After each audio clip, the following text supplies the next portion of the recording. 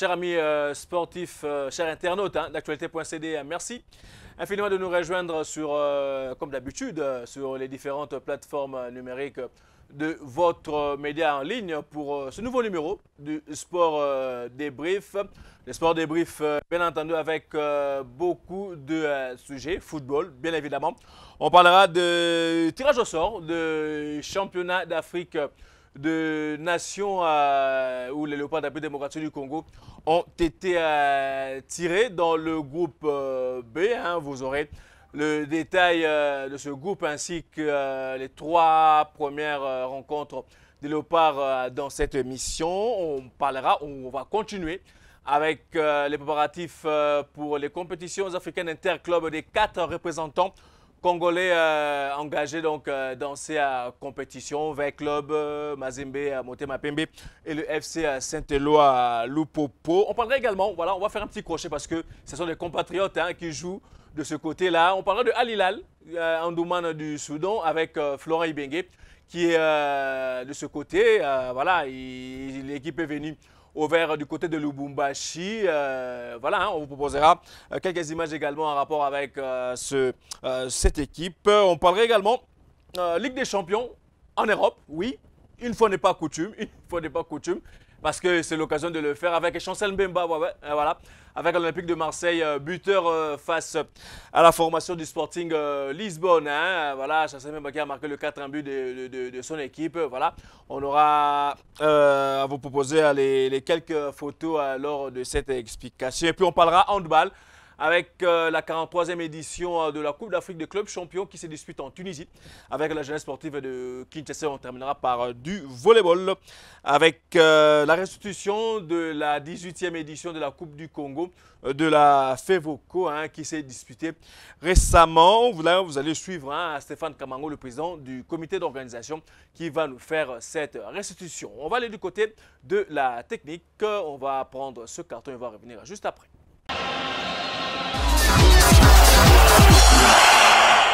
Voilà, de retour dans ce studio pour parler tirage au sort du championnat d'Afrique de Nations Algérie 2022. Le tirage au sort a eu lieu il y a quelques jours au siège de la Confédération africaine de football en Égypte. Le Léopard, tête de série, bien évidemment, en ayant remporté cette compétition à 2 reprises, bien sûr, en 2009 et en 2016. C'est parmi les 2 pays, voilà.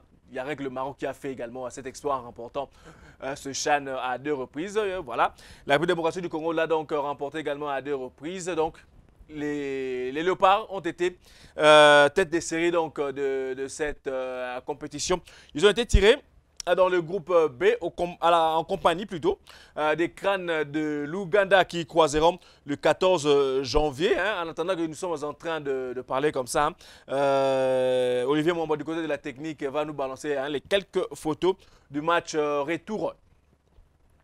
Ici, lors des éliminatoires, le match retour face au Sao du Tchad. Voilà. Le 18 janvier, ça sera face aux éléphants de la Côte d'Ivoire. Et le 22 janvier, ça sera contre les lions de la Teranga du Sénégal. Un groupe plus ou moins abordable, oui, bien évidemment. Et puis, il faudra quand même faire très attention, c'est vrai. Les équipes locales ou les sélections locales de ces 3 grands pays sont plus ou moins prenables, mais il faut quand même faire attention, voilà, à ne pas se faire, voilà, à ne pas prendre la tête pour ne pas, voilà, essayer d'être compliqué par ces sélections nationales qui viendront pour vendre cher leur peau, bien évidemment, au cours de ce championnat d'Afrique de Nations, sachant que la République démocratique du Congo est tête des séries, 2 fois vainqueur de cette compétition. Ça sera, il faudra, Otis Ngoma va prendre le temps, voilà.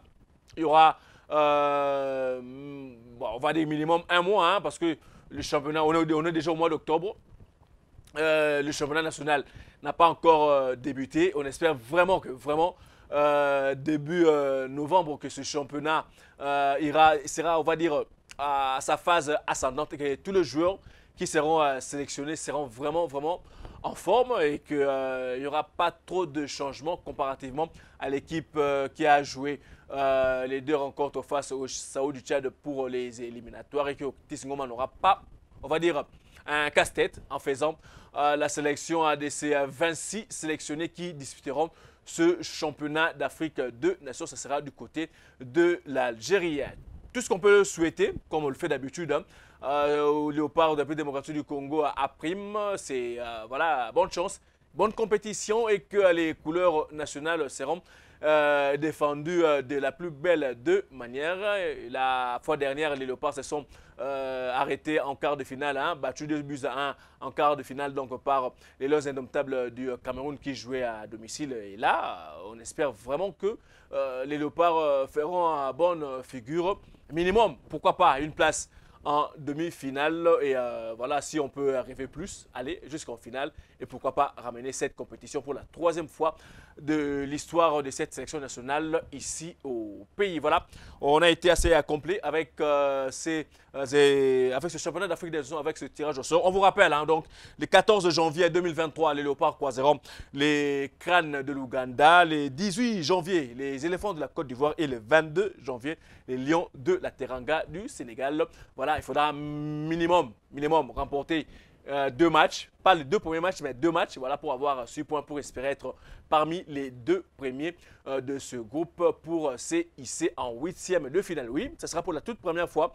Il n'y aura pas directement les quarts de finale parce qu'il y a 5 groupes dans ce championnat d'Afrique de Nations.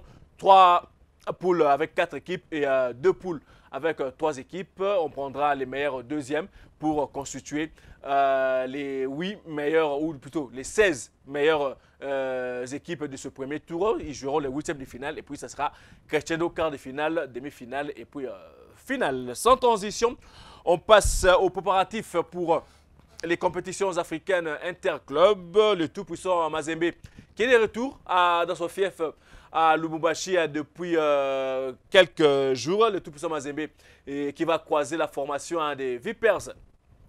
Ça sera le week-end à Kampala, en Ouganda. Voilà donc Mazembe qui est déjà revenu au pays. Pendant que nous sommes en train de parler également, Olivier Momba va nous proposer les quelques photos parce qu'on n'a pas d'image animée. Voilà, la direction de la communication de Mazembe ne nous a pas proposé des images de la préparation. Nous n'avons que des photos, voilà, que nous sommes en train de vous proposer d'une séance d'entraînement de la formation louchoise qui a passé 2 semaines du côté de Ndola en Zambie pour se mettre plus ou moins en condition. Voilà, Mazembe qui a joué quelques rencontres amicales, notamment face à Azam de la Tanzanie, un match qui s'est soldé sur le score de 1 but partout. Il y a eu une seule défaite, voilà, je crois 3 ou 4 matchs que les Kobo Louchois ont disputé du côté de Ndola en Zambie. Et 2 victoires et un match nul. Ça va quand même, voilà, comme bilan. Et l'entraîneur français de cette formation, Franck Dumas, est en train de tout faire pour essayer de maintenir en forme parce qu'on le sait, les matchs amicaux n'ont pas la même intensité que les rencontres officielles. On espère vraiment que ça passera pour le Corbeau Louchois qui entre au 2e tour de la Ligue africaine de champions, que tout ira pour le mieux et que ce match, ce premier acte du côté de Kampala se passera dans les meilleures conditions pour venir terminer la mission du côté de Lubumbashi. Du côté du FC Saint-Éloi Lupopo, tout se passe bien également. Les clubs et de retour au pays, à Kinshasa, précisément parce que le club ne jouera pas à Lubumbashi parce que il y a eu apparemment une petite incompréhension, parce que Lupopo devait jouer au stade TP à Mazembe, mais apparemment il y a eu quelques soucis. En question de rivalité, tout simplement, on peut comprendre. Les dirigeants de Lupopo ont décidé de jouer à Kinshasa, ici au stade de Martyr. Leur match aller face à la formation angolaise de Sagada Esperanza, ça sera le samedi 8 octobre. Mazembe, la formation de Lupopo qui a entamé sa préparation ici à Kinshasa. Nous allons d'abord vous proposer cette séance d'entraînement et les 2 interviews de Patou Kabangu Moulota, le capitaine de cette formation, ainsi que Jean-Marc Makoussou, l'avant-centre de cette équipe. Et puis, on reviendra juste après pour écouter également l'entraîneur de cette formation, Mohamed Magasuba, le Malien. On va d'abord suivre cet extrait de cette séance d'entraînement.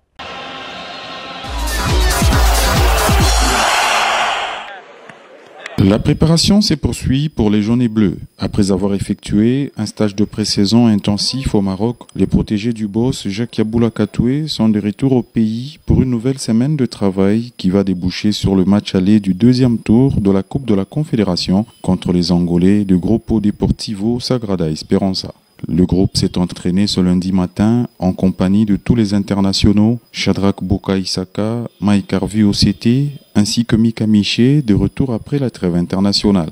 Le capitaine Patou Kabangou et Jean-Marc Makoussou, d'ores et déjà focalisés sur ce premier test, ont insisté sur le besoin de l'appui inconditionnel de tous les sportifs congolais. Le moral est au zénith et l'ambiance conviviale. Nous sommes conscients de l'importance du match de ce samedi. Nous en parlons énormément entre nous. Nous jouons en République démocratique du Congo. Il est donc normal que les sportifs congolais nous donnent un coup de pouce. Que les supporters de V-Club, ceux de Renaissance, d'SMP remplissent le stade pour appuyer leur équipe. De notre côté, nous ferons tout ce qui est possible pour leur faire plaisir. Que les cheminots qui ont la possibilité de venir à Kinshasa le fassent sans hésiter. Cependant, ceux qui ne le peuvent pas sont priés de nous appuyer même de loin, devant leur télé.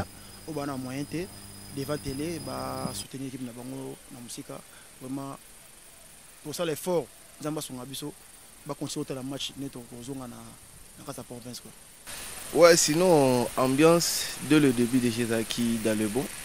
Depuis le début des préparatifs, en passant par le stage au Maroc jusqu'à ce jour, le groupe travaille et vit dans une ambiance extraordinaire. Nous restons déterminés et concentrés pour aller loin dans la compétition africaine. Nous sollicitons un appui inconditionnel de la part de tous les férus du ballon rond qui vivent à Kinshasa. La RDC est d'abord et avant tout une très grande famille, d'où tous les Imaniens, les Véclubiens et Rennais sont appelés à prêter main forte aux cheminots, dont les bons résultats en CAF C2 profiteront au pays tout entier.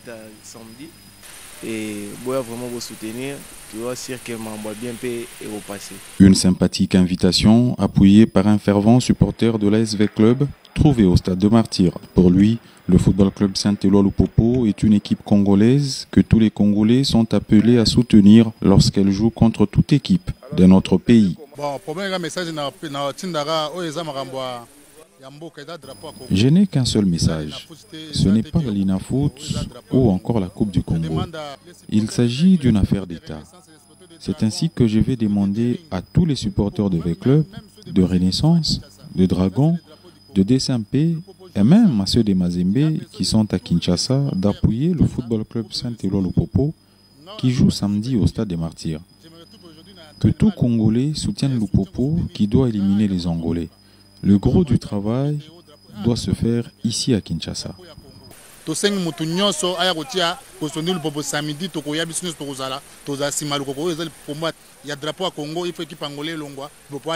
Les intérêts de la RDC et du peuple congolais passent avant toute autre considération, a-t-il ajouté.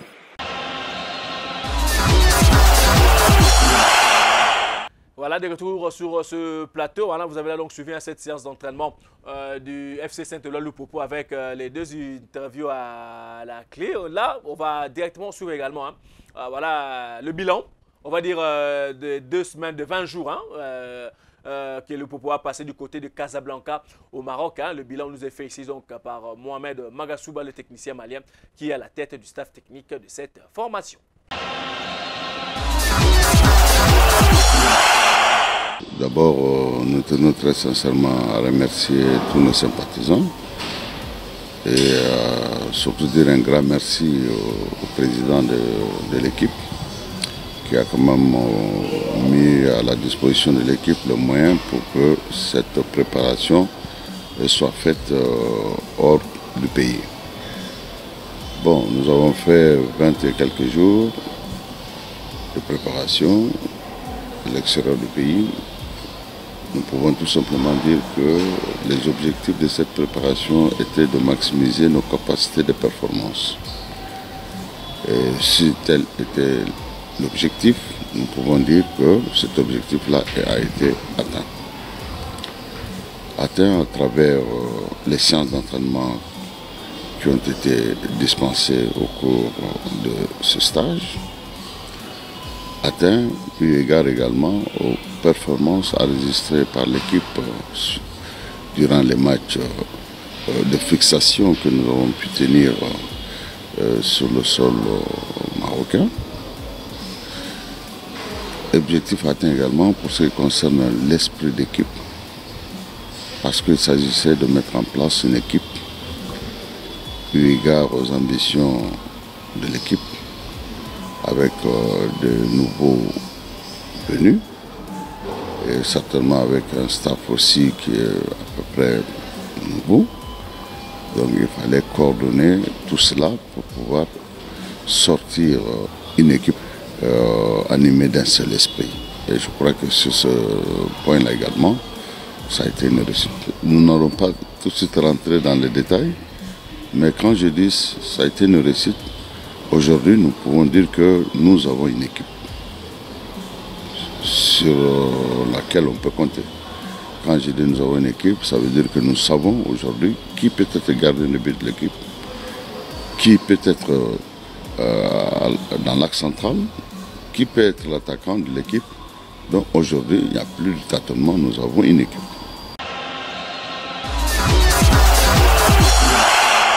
Voilà donc de retour sur ce plateau. Voilà, vous avez donc suivi Mohamed Mangasouba, le technicien malien qui est à la tête de ce staff technique. Il est revenu cette saison, qui nous a fait le bilan de son équipe par rapport à ce premier match officiel de la saison. Voilà, du côté de Cheminot de Lubumbashi en Coupe de la Confédération.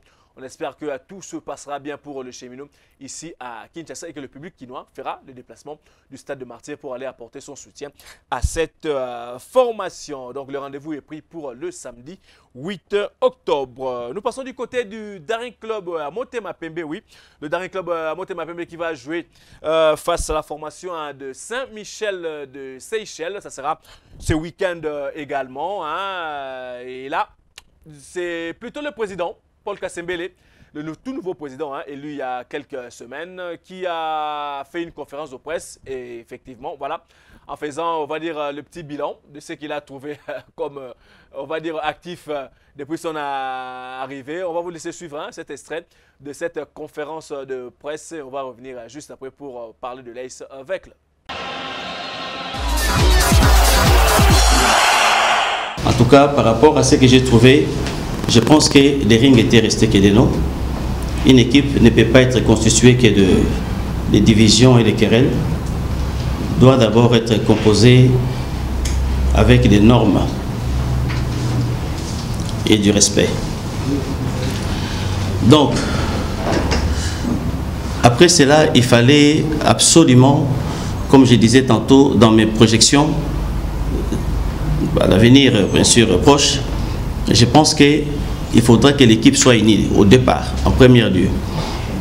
Donc nous allons ouvrir la porte à tout le monde pour que nous puissions compléter notre comité afin d'être en ordre à toute entente que l'équipe peut avoir.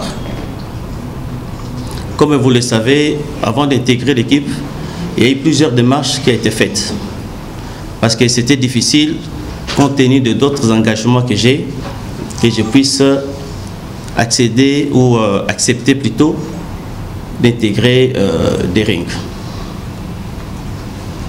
À cela, je pense qu'il y a eu plusieurs démarches des administrateurs,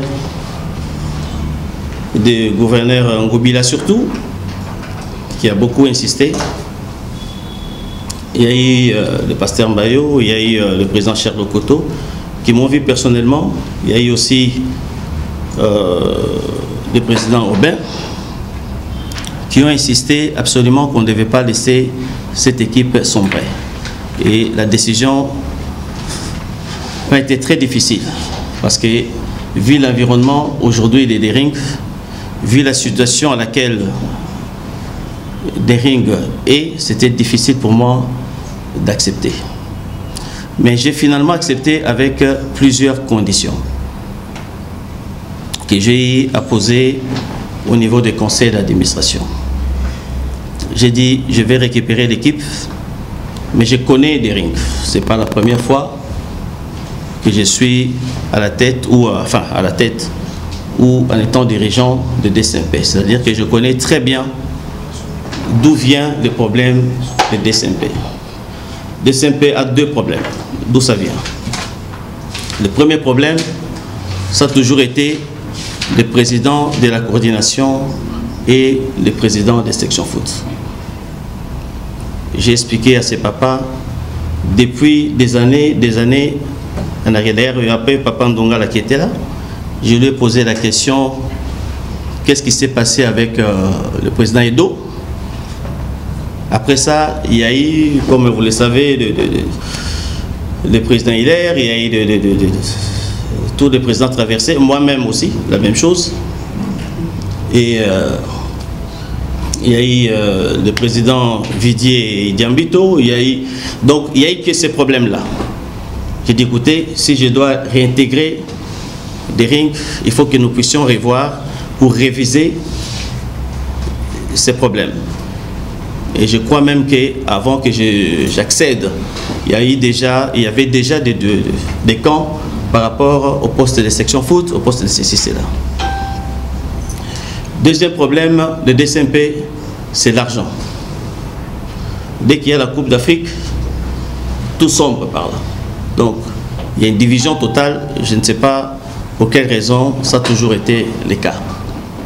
Je pense, ça fait des dizaines d'années que j'ai quitté section foot à l'époque.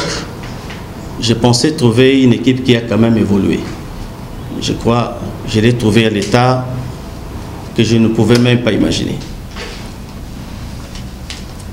Donc, c'était parmi des conditions qu'on avait parlé avec les papas. Et la troisième, c'était eux-mêmes. Qu'en est-il au niveau des conseils d'administration? Qui doit être administrateur? Et pour quelles raisons? Comment que ça fonctionne? D'où j'avais obtenu à eux de dissoudre ou de revoir totalement le conseil d'administration. Et j'avais obtenu aussi, pour que nous puissions s'adapter à tout ça, il faudra absolument changer les statuts des rings. Parce que les statuts que nous utilisons jusqu'à maintenant, ça date, je pense, de 100 ans. Donc, ce n'est plus adapté dans plusieurs plans que nous connaissons au jour d'aujourd'hui. La technologie a tellement même avancé, d'où les statuts ne suivent pas.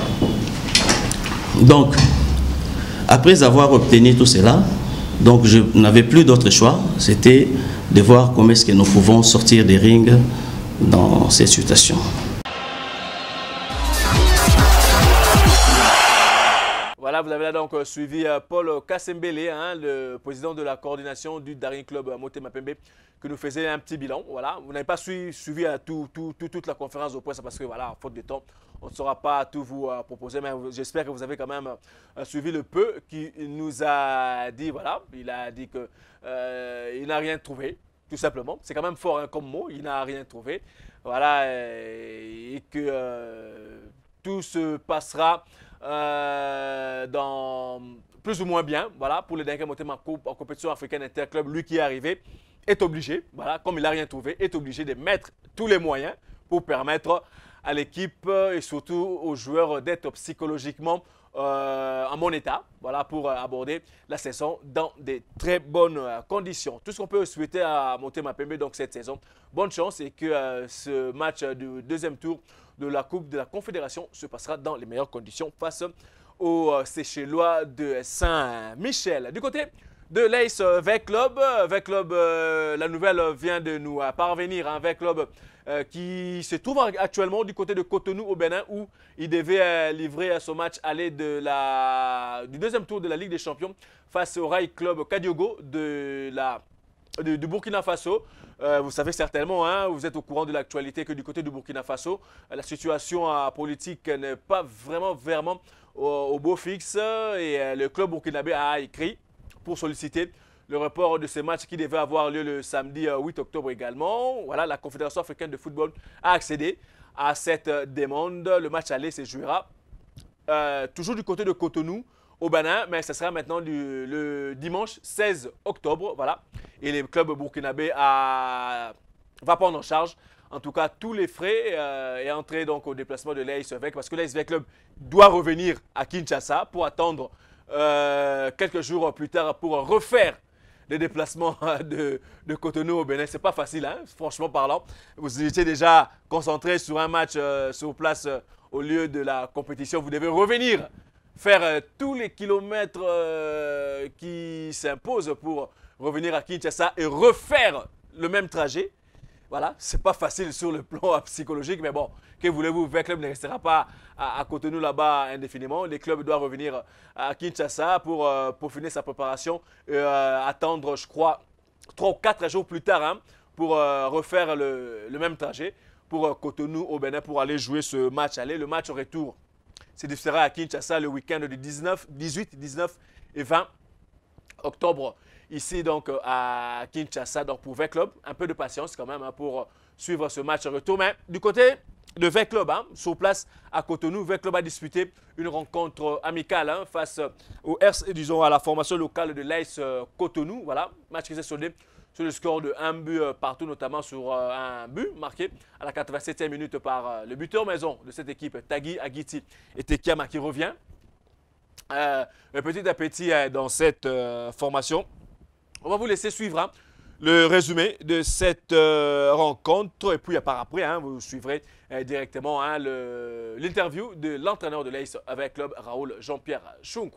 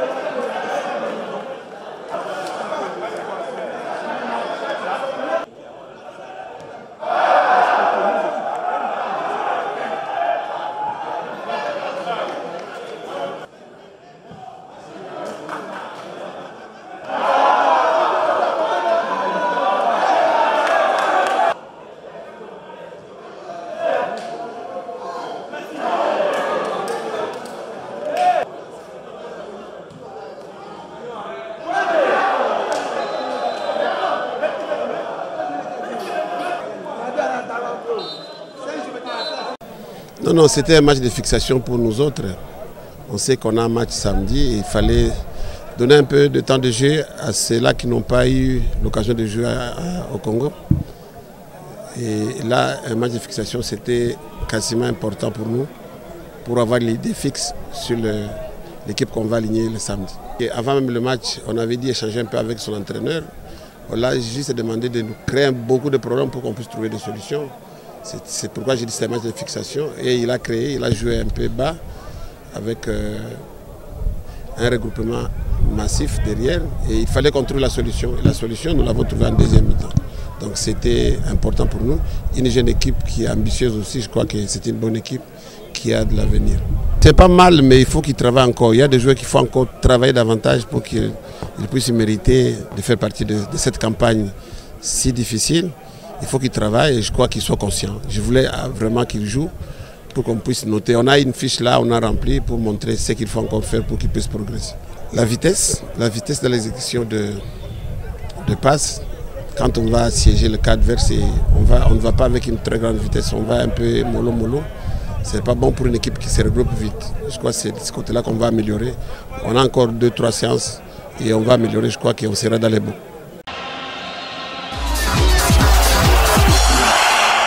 Voilà, de retour sur ce plateau pour, vous avez la suivi, donc les résumés de cette explication entre l'AS Vert Club ou entre l'AS Cotonou, parce que c'est elle qui recevait, face à l'AS Vert Club, un but partout avec ce but de Tekiama marqué dans les dernières minutes de cette explication, l'interview de Raoul Jean-Pierre Chungu, l'entraîneur de l'AS Vert Club. L'AS Vert Club qui, je le disais tantôt, va jouer ce match aller de cette Ligue des Champions le dimanche 16 octobre face au Rail Club Cadre Diogo qui a demandé donc le report de ce match à cette date. Vert Club qui va revenir au pays, voilà. On espère que psychologiquement, en tout cas, les joueurs de Vert Club vont tenir le coup et que ça n'empiétera pas sur le mental de l'ensemble de cette équipe. Tout ce qu'on peut leur souhaiter, alors, ce n'est que bonne chance. Et puis, que le résultat, en tout cas, voilà, cette qualification aura lieu pour la phase de groupe de cette Ligue africaine de champions. On garde toujours cette Ligue africaine de champions où on parlera de Florent Ibenge et Jeune Boulaïma et de Glody Lepo qui sont du côté de Al Hilal Omdurman du Soudan. L'équipe est à Lubumbashi en train de préparer son match aller également de la Ligue de champions face à Young Africa, face au Tanzanie de Young Africans avec sa colonie congolaise qui se trouve de l'autre côté. Presque la majorité de ces joueurs-là sont très bien connus de Florent Ibenge et de l'AS Vert Club parce qu'il les a presque tous eu du côté de l'AS Vert Club ici à Kinshasa. On vous propose cet extrait de la séance d'entraînement de cette équipe de Al Hilal Omdurman du Soudan qui est en train de se préparer dans les locaux ou les installations du stade TP Mazembe qui leur a été bien entendu gracieusement donné par la formation à Louchouach. On va suivre ça et on va revenir juste après.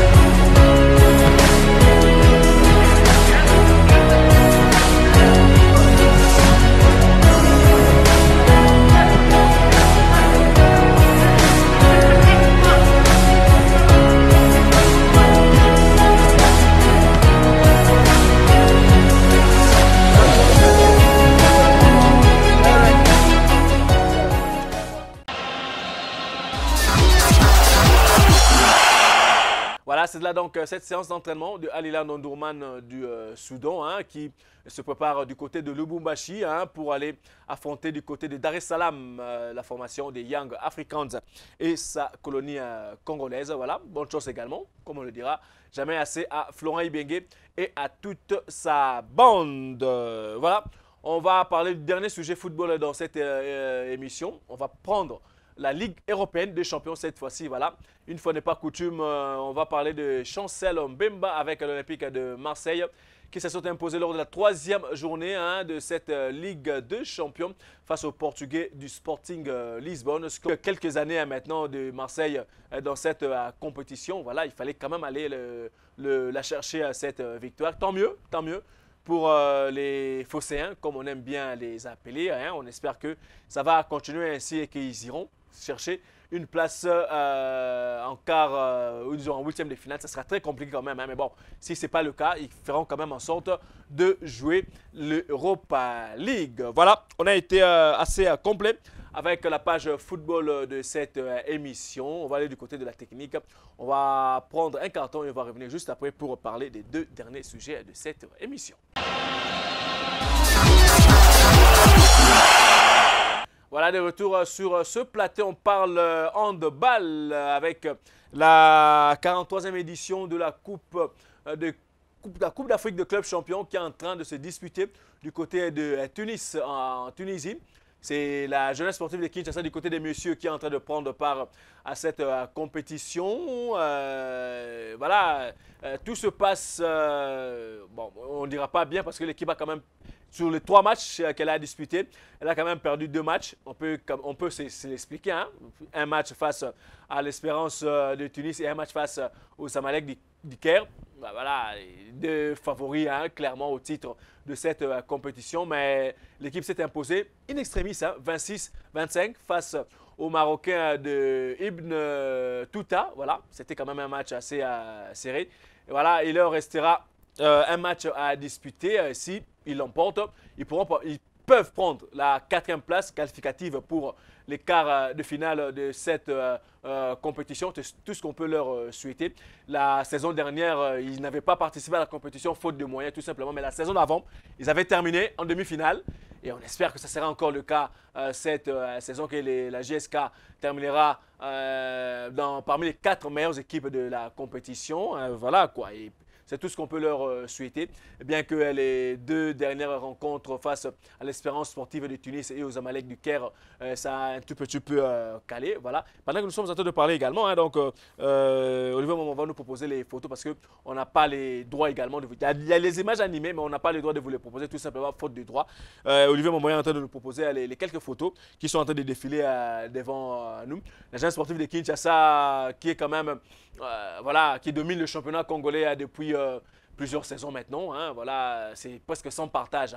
Voilà, ça sera quand même une bonne chose si les Congolais arrivaient à faire quelque chose de bien dans cette compétition. Pourquoi pas aller titiller la finale. Ça sera difficile, ça c'est clair, mais c'est quand même possible d'aller créer la sensation devant les clubs maghrébins qui dominent, qui archi-dominent ces compétitions, on va dire, collectives depuis plusieurs saisons maintenant. Voilà, on a été complet avec la jeunesse sportive de Kinshasa avec cette 43e édition de la Coupe d'Afrique de clubs champions. On va du côté de la technique, prendre ce carton pour parler du dernier sujet de cette émission.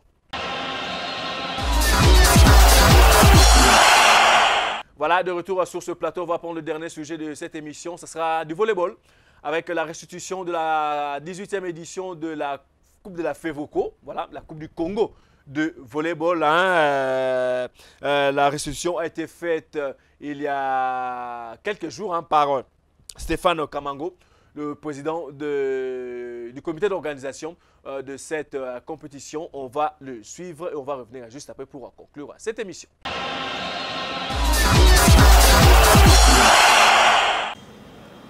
La spécificité de la 18e édition était plus centrée sur un programme déjà défini par notre fédération, c'est le projet Avenir Volley.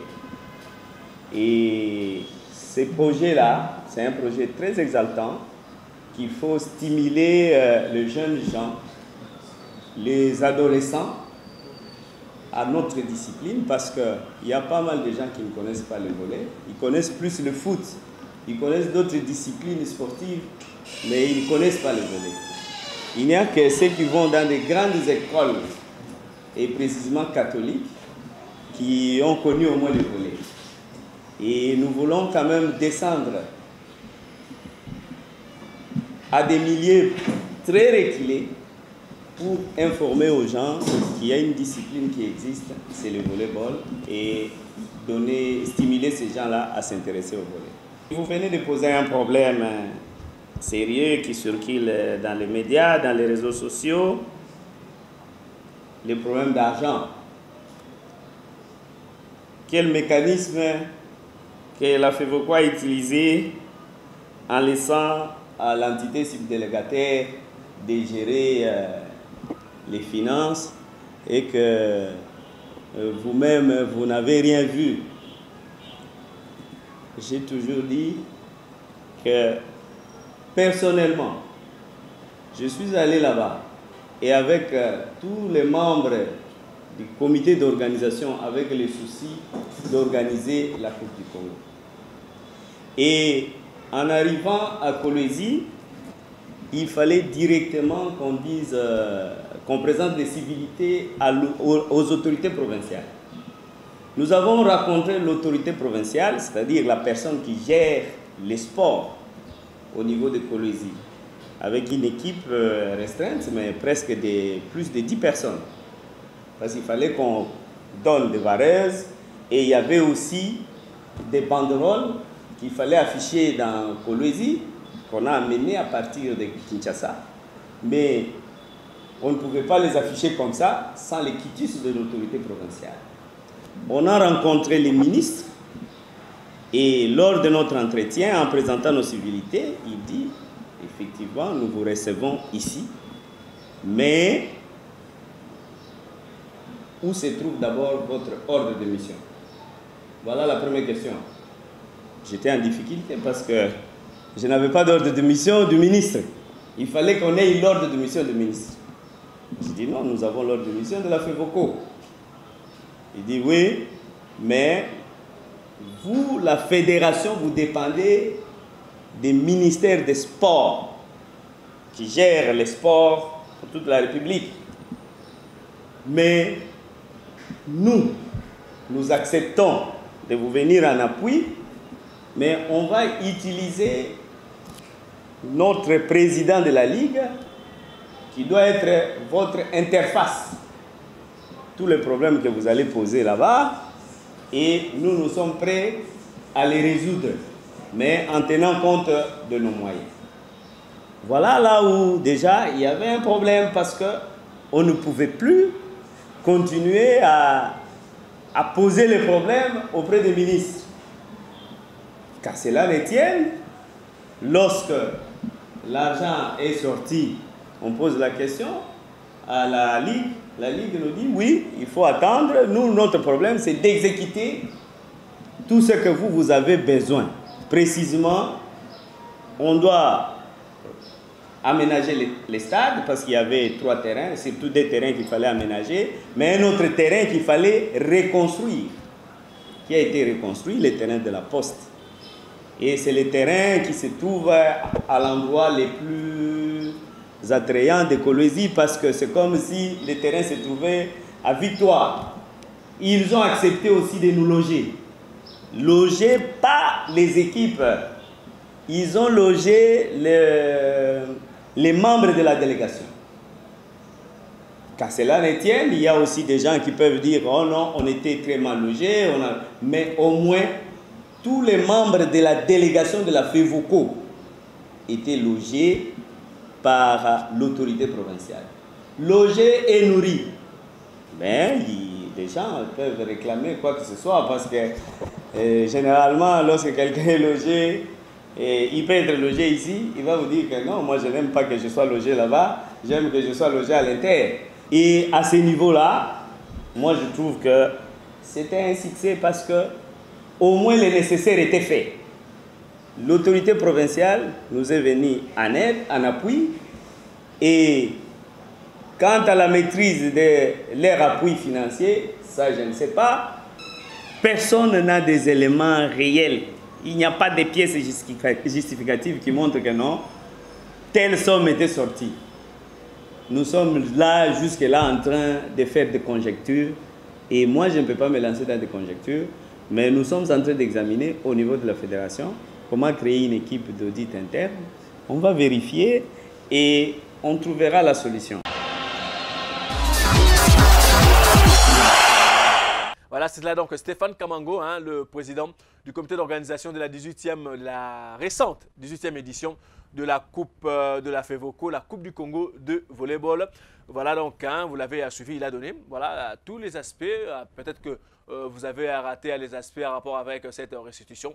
Là, vous êtes certainement complet avec cette compétition de cette fédération dirigée par Christian Matata, hein, le volleyball qui fait partie pour le moment des disciplines congolaises qui font quand même la fierté de la petite démocratie du Congo au-delà de nos frontières. Voilà, ça en est fini avec ce nouveau numéro de votre magazine Le Sport Débrief sur l'ensemble des plateformes numériques de votre média en ligne. Si vous avez aimé, merci à Olivier Mwamba qui était du côté de la caméra et du côté du montage de cette émission. On prend rendez-vous, bien évidemment, la semaine prochaine, toujours avec le même plaisir et surtout sur l'ensemble des plateformes numériques de votre média en ligne, actualité.cd. Au revoir.